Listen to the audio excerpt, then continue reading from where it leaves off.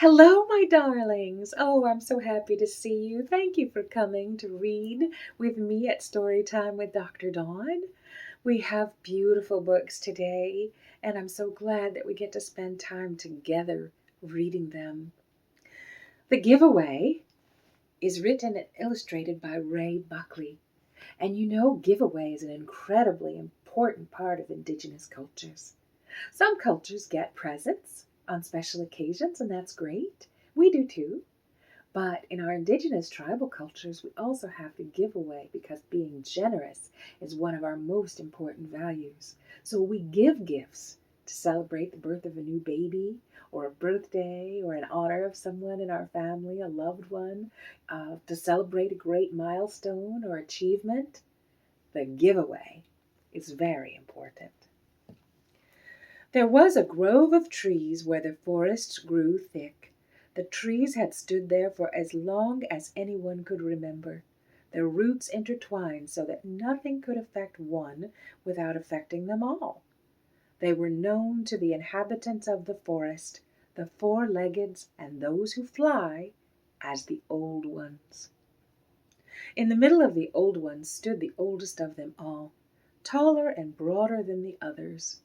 If one stood beneath it, one could not see where its crown touched farther sky, and smaller trees grew around its roots in the safety of its vastness. It was called the Ancient One because it had known the Creator longest of all.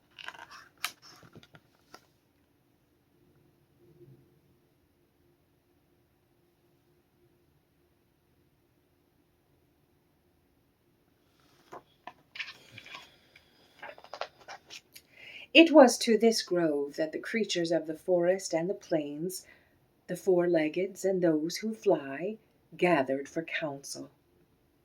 Each had sent one speaker, the oldest and the wisest of its kind.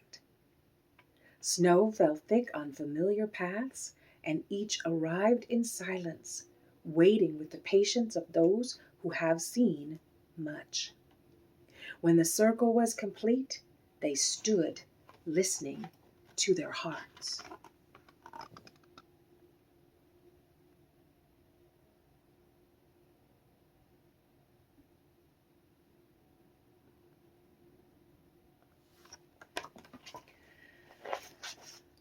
They have lost their way, Hoop and Crane said. There is no pattern to their journey.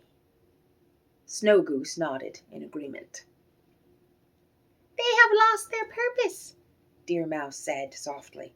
They do not gather seeds. They do not know who they are.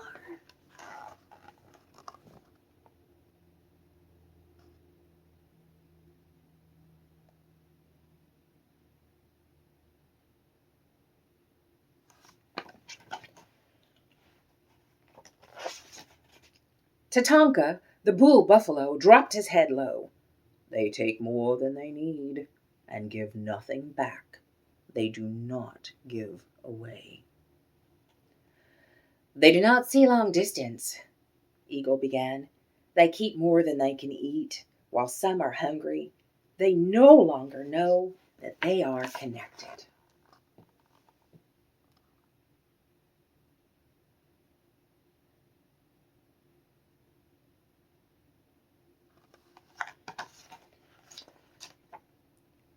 They do not know that they are beautiful, Fox said sadly, her white coat blending with the snow. They decorate themselves with stones and hide their spirits. They think that power is what they can hold on to, old Beaver pondered. They say, "This is mine," and build lodges too large so that they themselves will appear big.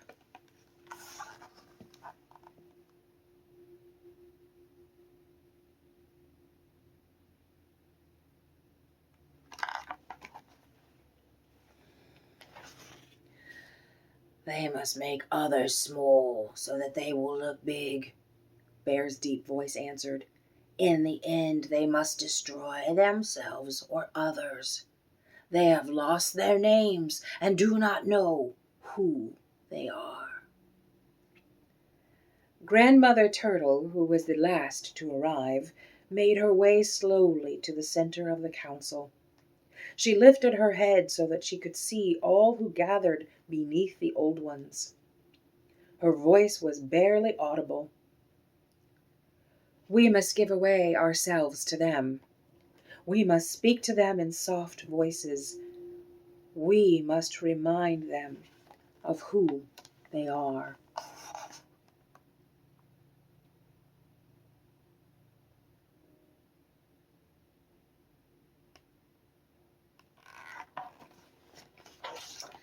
She paused, lowering her head into her shell. Then suddenly she lifted her head as high as her neck would allow. I will give them my shell, she said with certainty. I will come with no protection, and they can use my shell to adorn themselves. Around the circle, the council was silent. The wind did not blow through the trees.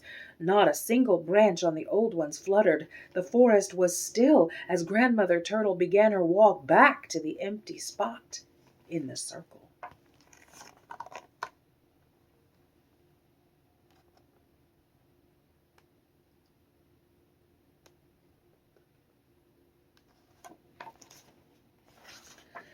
I will teach them the patterns of life, Whooping Crane said slowly.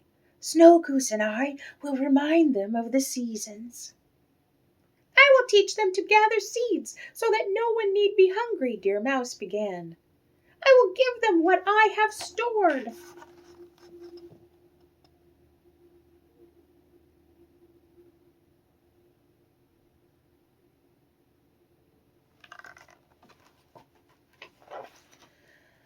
Eagle searched the night sky and without lowering her head said, I will give them my feathers. Perhaps if I cannot fly, they will not feel small. Tatanka, the bull buffalo, stood with his legs squarely on the earth. I will give them my flesh to sustain them, and my skin to warm them. I will give myself away.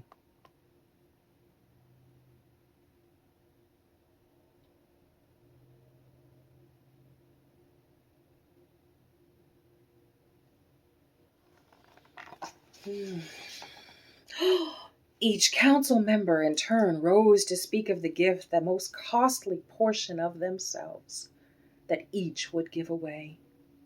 When the circle was complete, a new voice was heard. In the shadow of the Ancient One stood the Creator.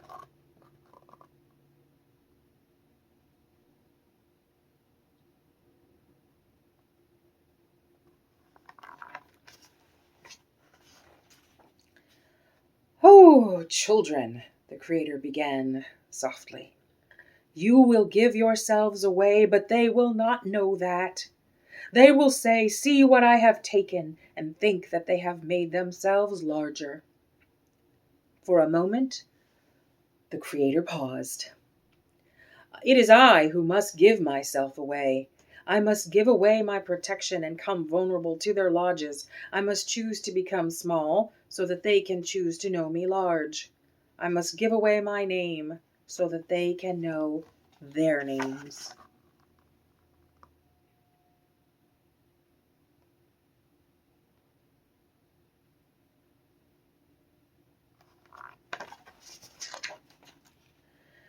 The Ancient One had stood silent. The sound of his voice had not been heard in many winters. Creator, how can this be? How can the great mystery become small?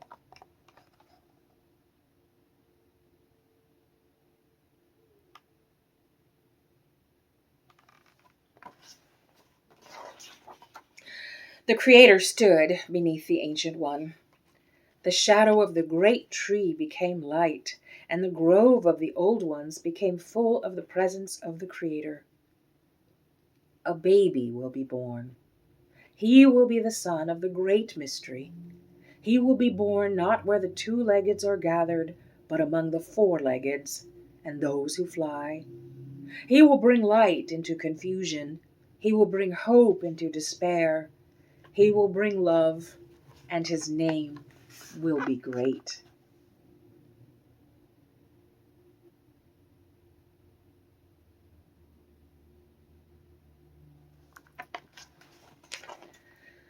The Ancient One began to tremble, and those who fly left its old branches.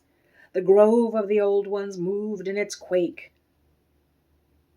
Creator, what can I, whose name speaks only of my age, give away to the great mystery, become baby?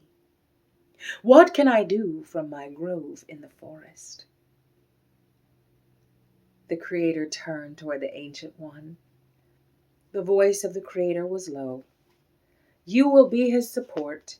You will be his place of rest. You will hold his body. You will hold him up in the beginning and in the end.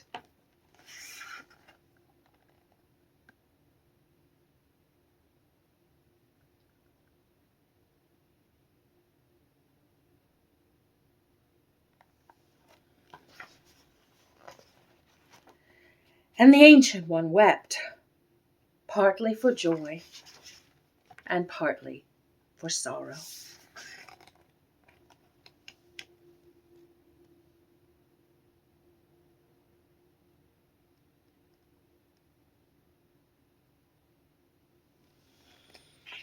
The Giveaway by Ray Buckley. He's Lakota and Tlingit. I love this book. I do.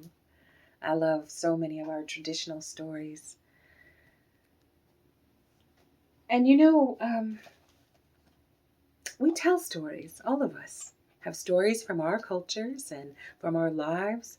And when we share them with one another, they don't have to be in books. They don't have to be. They could be online. They could be in magazines. They could be the stories that we listen to our elders, our grandparents tell us. They can be stories that our family members tell us about what happened to them that day. They can be stories that we pass down. There are all kinds of places and ways to find stories. This is Brother Eagle, Sister Sky, and these beautiful paintings are by Susan Jeffers. And it's a message from Chief Seattle.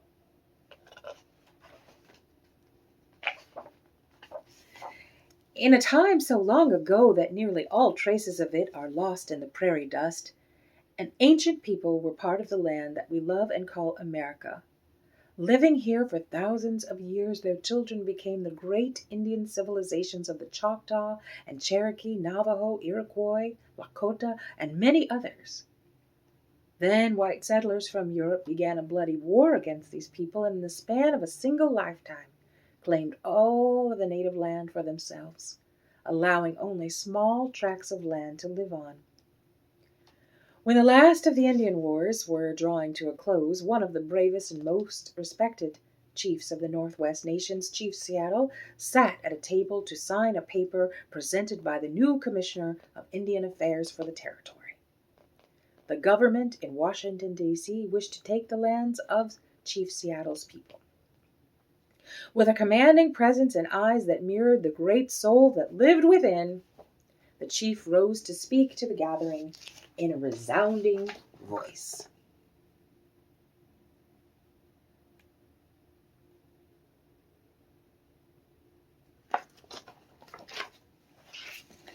How can you buy the sky? Chief Seattle began.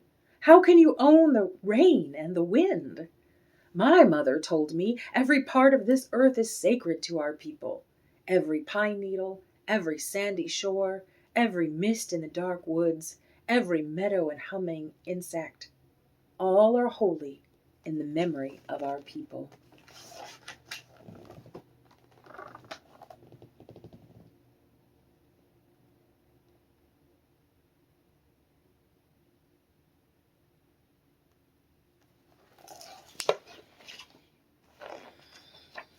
My father said to me, I know the sap that courses through the trees as I know the blood that flows in my veins. We are part of the earth and it is part of us. The perfumed flowers are our sisters.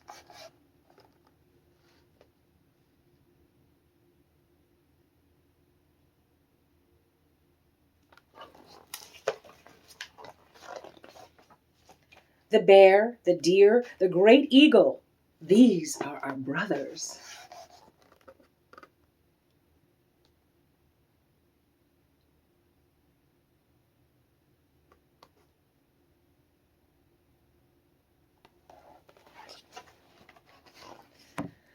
The rocky crests, the meadows, the ponies all belong to the same family.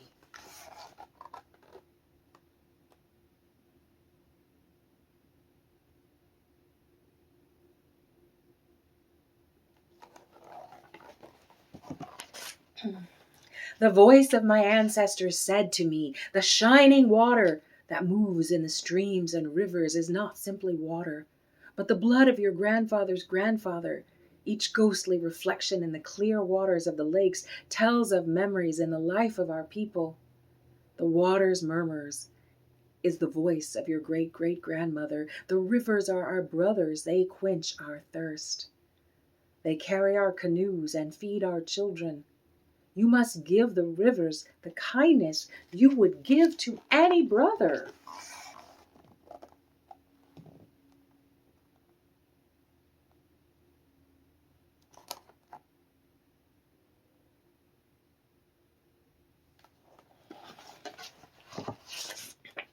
The voice of my grandfather said to me, the air is precious.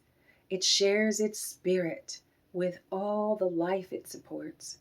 The wind that gave me my first breath also received my last sigh. You must keep the land and air apart and sacred as a place where one can go to taste the wind that is sweetened by the meadow flowers.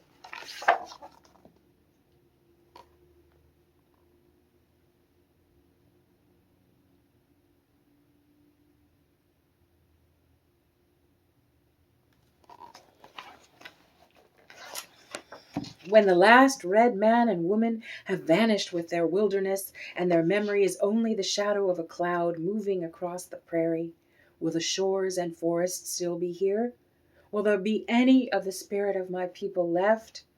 My ancestors said to me, this we know, the earth does not belong to us. We belong to the earth.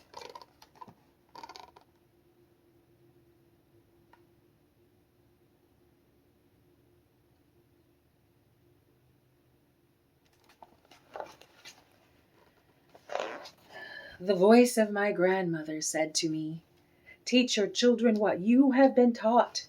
The earth is our mother. What befalls the earth befalls all the sons and daughters of the earth.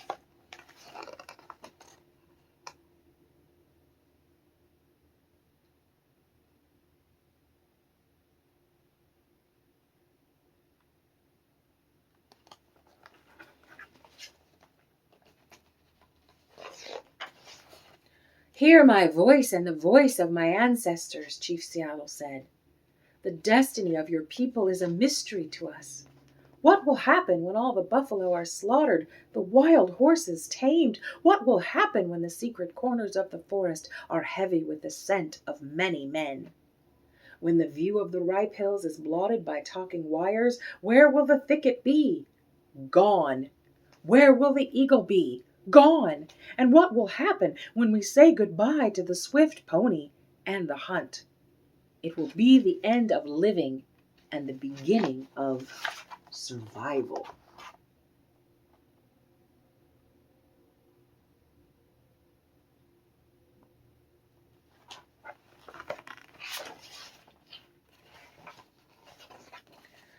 This we know, all things are connected like the blood that unites us. We did not weave the web of life, we are merely a strand in it. Whatever we do to the web, we do to ourselves.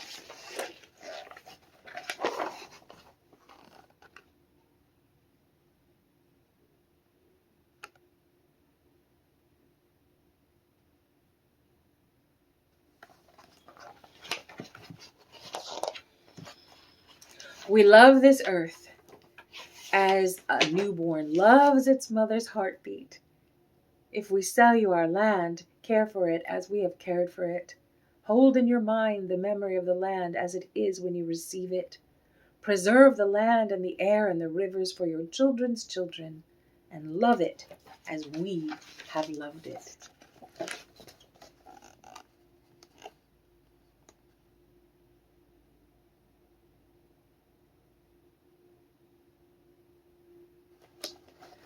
Brother Eagle, Sister Sky.